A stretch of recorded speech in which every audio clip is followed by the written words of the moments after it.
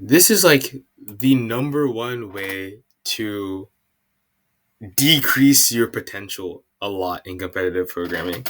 It's a huge mistake that a lot of people make, including me. So if you guys think this is a roast video, I'm roasting myself because I do this. Like you saw my last video, I hit rock bottom in competitive programming, and I am not letting that slide. Like I'm hell no, I'm not letting that slide. So you know what's funny is I've been making this mistake like several times, and honestly, it just keeps kind of happening. So I'll tell you what the mistake is. Right, you guys are saying um, every competitive programmer should stop doing this. Right, please stop doing this. So you see in the description I said spend more time thinking and less time coding. Okay, so oftentimes you'll see like the top competitive programmers, right? Unless you're a very seasoned competitive programmer, right?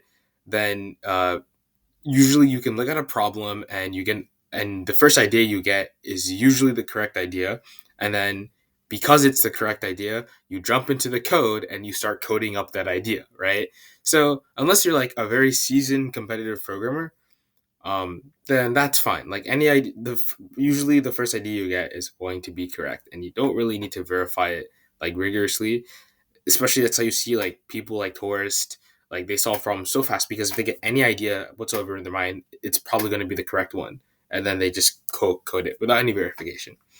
So for less seasoned competitive programmers, I would say like people around me, sort of like you've been programming and you know some algorithms and stuff, like you know how to practice, right? You're not a complete noob. It's not like you can't write hello world on a program, but for just like the average competitive programmer, like you need to stop doing this. So the mistake is basically this, right? I'm gonna explain the mistake, right? So it's basically like in competitive programming, there's just something called the idea process, right? Right. This is where you get all your ideas, right?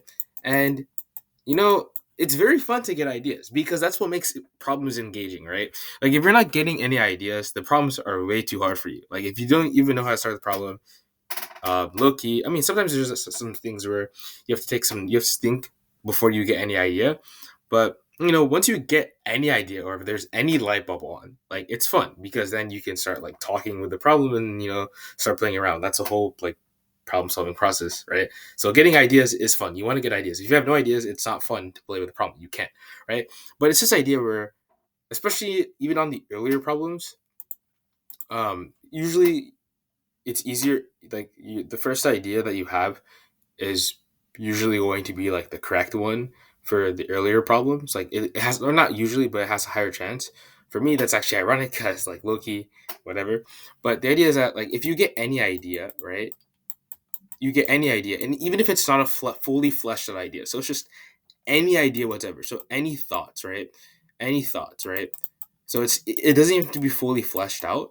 But if you have any idea or like just anything that you think that has like any chance of working, dude, do I know how to spell thoughts? Wait, hold on, wait. Sorry. If there's any idea, you want to go straight to the programming. You want to go straight to programming. That's a mistake, right? And you go straight to programming without, and then you code the thing, right? And so let me tell you why this is a really bad thing to do. So it's like, first of all, you have to realize that you're not a seasoned competitive programmer. Like you're not people like Taurus. You're not people like Nick. Like you're not people like Ben Q. So first of all, if you have any thought on a problem and it's not even fully fleshed out, especially if it's a difficult problem, chances are you shouldn't jump into the program and start coding. And you know what's so funny is that when you have this idea and you jump into the programming, you know how many times where you realize that your idea didn't work on the sample. So I know this is a very obvious thing to do. Always check your ideas in the sample. But I feel like a lot of people make this mistake where, ooh, I have this idea. It for sure works. And so then you jump and you go straight to the coding and you forget to do the obvious thing, which is before you do this, like please, before you even cross that line of programming, right? Before you do that, please check the samples. Like, please check samples. Like, even when you're looking at like just problems in general, please like check samples. I know how obvious this is, but like you'll be surprised how many people do it instead of including me, where you have any idea in your head and it's not even fully fleshed out, and you just start like going straight to programming. So basically, honestly, this is called like bad intuition. Like, low-key, this is just me another way of saying you have bad intuition. So likely for like competitive programs that have like bad like initial intuition, like you should probably stop this. Please check your samples against like your first idea. Like make sure that like there is some way. Like because you know it's funny on today's Div 2C, I had this idea. And it was honestly it was actually a pretty good idea. Like but it wasn't a fully fleshed out idea. And because it wasn't fully fleshed out, I assumed some things. I had some assumptions that were not true, right? And um, I just spent some time coding it. And the funny thing is, you'll see that the more complicated it is to code the problem, the more that you're so waste like you might be wasting time like debugging a problem or an idea that is not even the correct idea, and then you realize that oh shoot, it doesn't work for sample 4. This entire thing isn't going to work. I'm not going to have I can't fix this now. I'm completely cooked. I've gone way too deep into the rabbit hole. So I'm sure that's been a lot of people where you have an initial idea, it's not fully fleshed out, you go program it, you spend a lot of time in it, you try to debug it, okay, finally it does what you wanted it to do, but then it's like, oh shoot, it doesn't work for that last sample. Oh crap, this idea is completely wrong. I've gone too far in the rabbit hole. It's really hard now. I've wasted a lot of time. I'm cooked more, and that is basically this, right? That's basically the mistake. So the to prevent this, you can do very simple things. Run your ideas more on the sample, but also just spend more time thinking more. Spend more time fleshing it out more. Like, don't just jump into programming. Like, spend more time like trying to prove it. Like, ironically, spending more time trying to do this actually reduces the overall time that you have, so you don't go over this. But like, the number one thing you can easily do is just run your idea on the samples.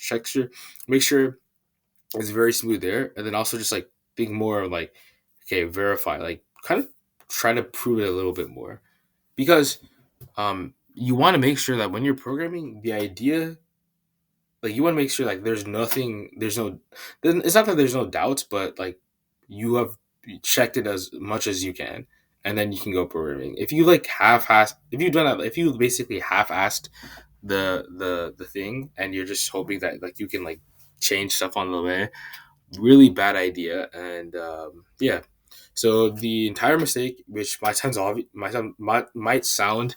very obvious, is think more, code less. Really, just think more, code less, because it's just tempting when you get any idea you want to quickly go and program it.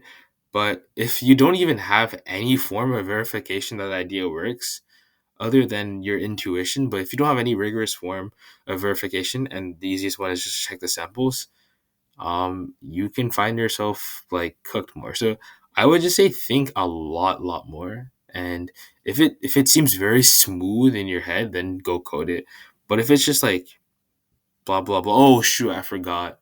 Like please think more smoothly. But yeah, think more, code less.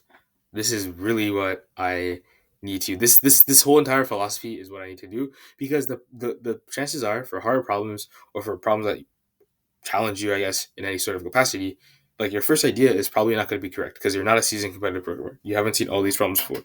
So you got to make sure that like if it's not, then you can like try other approaches.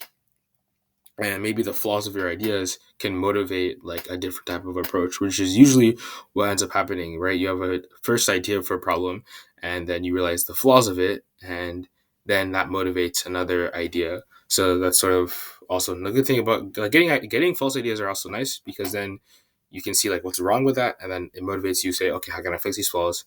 Maybe I should do another approach to compensate for this. So yeah, think more, code less. Like I'm telling you, this is like this will if you don't do this, then you're really, because all these ideas that you possibly could have come up are now restricted because they're honing on too much one idea. So please, like I'm telling you, this will this this mindset, I do it way too much. So I in fact I think if I don't do this, I look he could become better. So guys, this is really good advice. I'm telling you, because a lot of the mistakes that I made, because I can solve difficult problems, bro. I can solve 1800s. I can solve 1700s. I can solve 1600s, but then I mess up on an 800 because I didn't fully flesh out my idea on the samples. Yeah, you gotta think more of this.